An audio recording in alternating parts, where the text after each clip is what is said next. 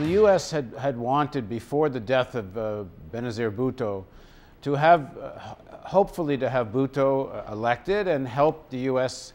gain access to the northwest frontier provinces, Waziristan, for their special operation forces to directly intervene and fight, especially protecting the supply lines of going to NATO and U.S. forces in Afghanistan. Is this new coalition government likely to assist the U.S. in this strategy, or are they less likely to? These political parties do not believe that a strong military solution for the Islamist insurgency is either required or is possible. That is not where their energies are focused on.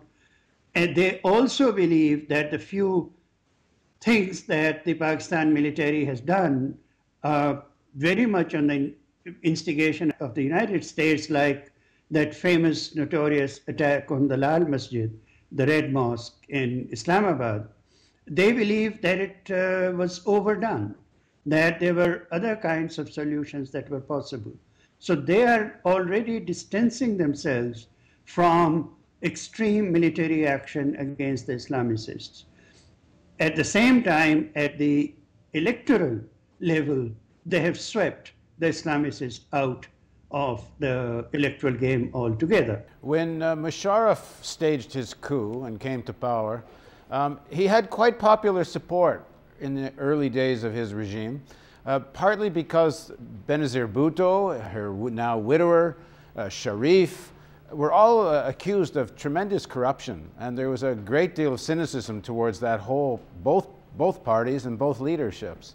What's the mood of people now? I guess some elation about getting rid of Musharraf, but how do people feel about bringing back people who before had been so condemned as corrupt?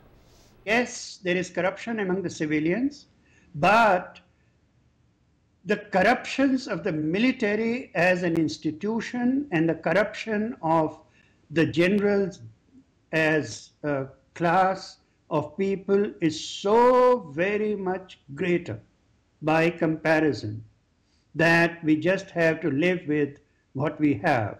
What we really need is a civilian government, restoration of an independent judiciary. Corruption charges have been leveled and filed in the various courts in the period of the military dictatorship, and let those cases be filed in the courts of this independent judiciary, and let us really gauge and find out what the level of that corruption truly is.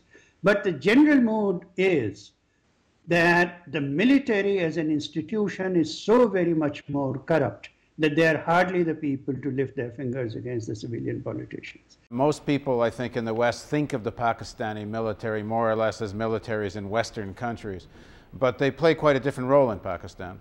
Yes, because the West relies so much on that military, it never talks about its corruptions.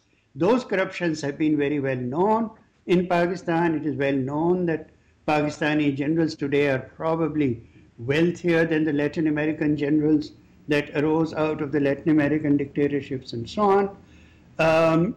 The army as an institution is by far the